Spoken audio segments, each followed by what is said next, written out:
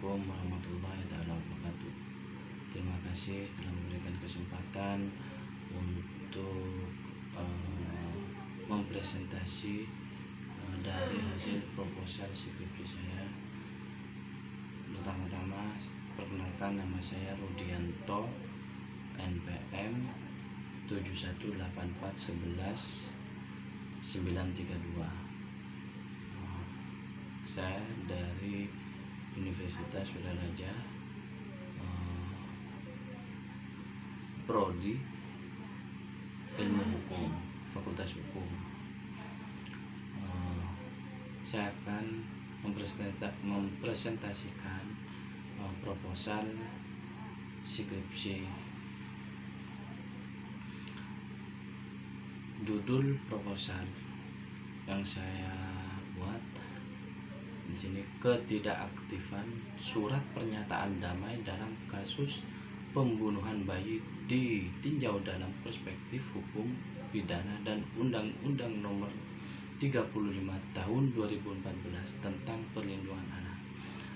Studi kasus di sini pembunuhan bayi yang terjadi di Desa Peragaan Daya, Kecamatan Peragaan, Kabupaten Sumeneb. Latar belakang masalah: terjadi pembunuhan bayi di Desa Peragaan Daya, Kecamatan Peragaan, Kabupaten Sumeneb terhadap bayi berumur 35 hari yang dilakukan oleh orang dewasa dengan cara menenggelamkan ke dalam bak kamar mandi. Dalam hal ini, dari kedua orang tua korban yang awalnya bersemangat untuk mengungkap kasus tersebut, ternyata karena adanya tekanan dari orang tua dan mertua untuk tidak mengungkap kasus tersebut dan sempat difasilitasi oleh kepala desa setempat dan akhirnya melahirkan surat pernyataan damai dari kedua orang tua korban dan ditandatanganinya dan disaksikan oleh beberapa orang saksi, termasuk mengetahui kepala desa setempat. Dalam berjalannya waktu, paman dari ayah korban dan saudara kandung dari ayah korban didukung oleh tokoh masyarakat, tokoh ulama dan masyarakat luas di Desa Peragaan Daya yang kemudian didampingi oleh penasihat hukumnya, akhirnya berhasil mengungkap kasus tersebut sampai melakukan olah TKP, pembongkaran mayat dan kepentingan otopsi atau forensik. Dan pada akhirnya, dalam berjalannya waktu, muncullah seorang anak kecil yang berumur kurang lebih 10 tahun yang ternyata dijadikan sebagai media oleh si pelaku di dalam menggelamkan korban sang bayi ke dalam bak kamar mandi, yang akhirnya dalam kasus tersebut si pelaku tertindih oleh dua laporan, yaitu satu, dalam laporan tersebut si pelaku dalam laporan pertama, pelaku dijerat pasal 80 ayat 3 Undang-Undang Nomor 35 Tahun 2014 tentang Perlindungan Anak. Yang kedua, dalam laporan kedua, pelaku dijerat pasal 80 ayat 1 Undang-Undang Nomor 35 mengajukan pengaduan berhak menarik kembali dalam waktu 3 bulan setelah pengaduan diajukan. Menjadi rumusan masalah di sini, memperhatikan uraian latar belakang masalah di atas, maka rumusan masalah ini adalah efektifkah surat pernyataan damai dari kedua orang tua korban dalam Undang-Undang Perlindungan Anak. Yang pertama. Rumusan masalah yang kedua, sejauh manakah efek jera yang dapat ditimbulkan terhadap pelaku dalam kasus pembunuhan bayi ditinjau dari perspektif hukum pidana dikaitkan dengan Undang-Undang Perlindungan Anak. Jadi tujuan penulisan memberikan masukan bagi aparat penegak hukum agar lebih profesional dalam menyikapi kasus yang serupa dan sekaligus sebagai bahan masukan kepada kepentingan akademisi dan masyarakat. Kegunaan penelitian Yang keempat, kegunaan penelitian. Kegunaan teoritis. Hasil penelitian ini diharapkan dapat menjadi pembendaharaan dalam kajian akademik agar tidak mudah terkecoh oleh hal-hal yang bersifat penyiasatan dan akan menghilangkan jejak kebenaran material. Namun, tetap menjunjung tinggi landasan normatifnya. Secara teoritis, hal tersebut secara disipliner akan meningkatkan strategi dan profesionalisme di dalam mengambil langkah penyelesaian yang menjamin kepastian hukum dan tidak bersifat spekulatif. Hal ini harus diperhatikan baik dalam kepentingan akademis untuk menjaga kemurnian kajian hukum secara teoritis maupun dalam kepentingan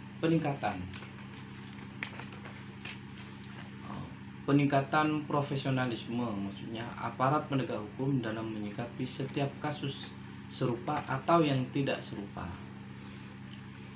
Kegunaan praktis, peningkatan profesionalisme aparat penegak hukum dalam praktek di lapangan sehingga dapat menggali kebenaran material yang menjamin kepastian hukum dengan tetap berlandaskan peraturan perundang-undangan yang berlaku, yang bersifat normatif dan tidak bersifat spekulatif, serta menghindari hal-hal yang berlandaskan asumsi-asumsi.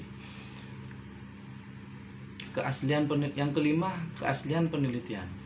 Penelitian ini diangkat dari kasus nyata dan viral, benar-benar viral, nyata di lapangan dan tidak berdasarkan narasi yang sifatnya testimonium de audito belaka.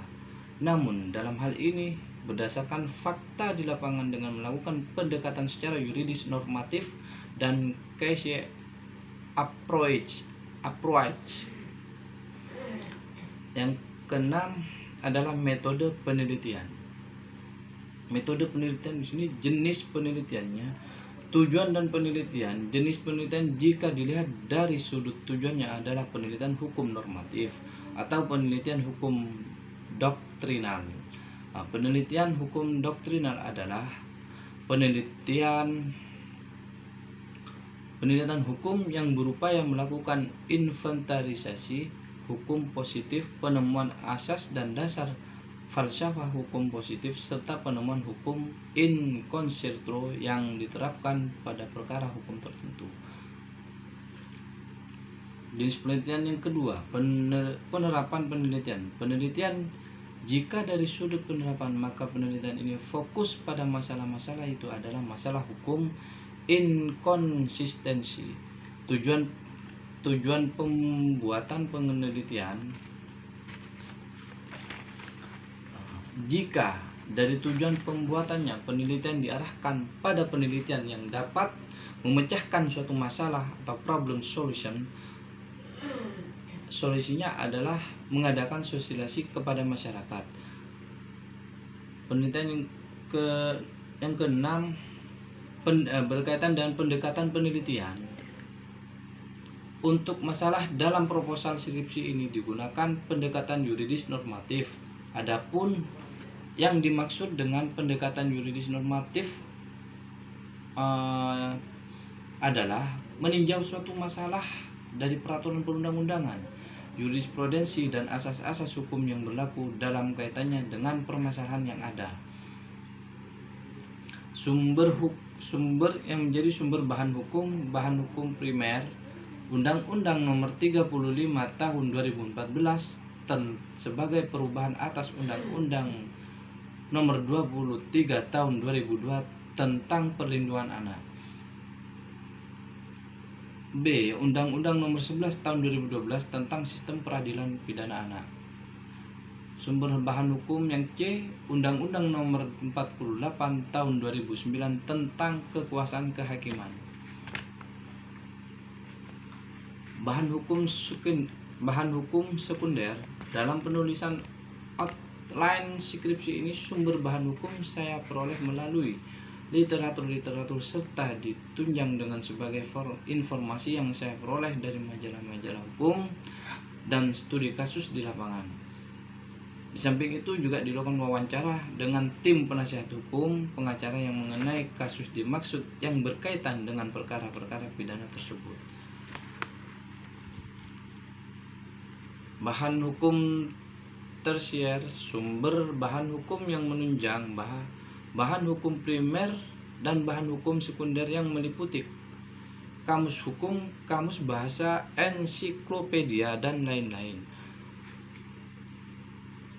Yang keempat, teknik pengumpulan bahan hukum.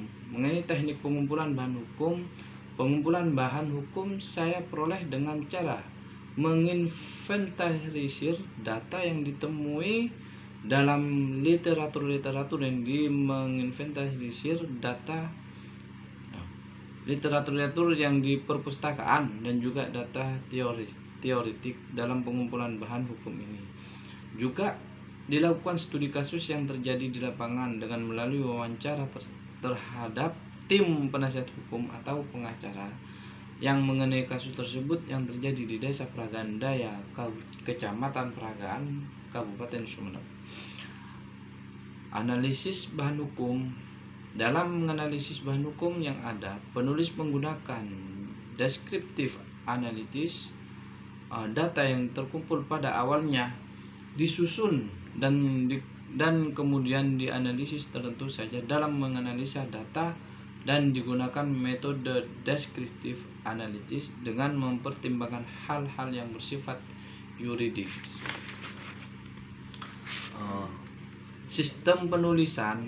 Sistematika penulisan ada 7. 1.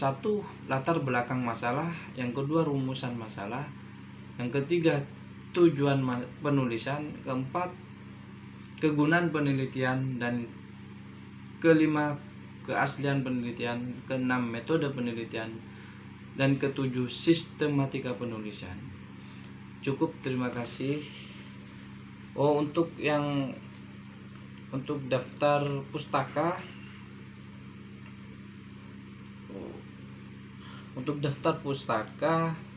Peter Mahmud Marzuki, Penelitian Hukum, Jakarta, Kencana Pranada Media Group, tahun 2010.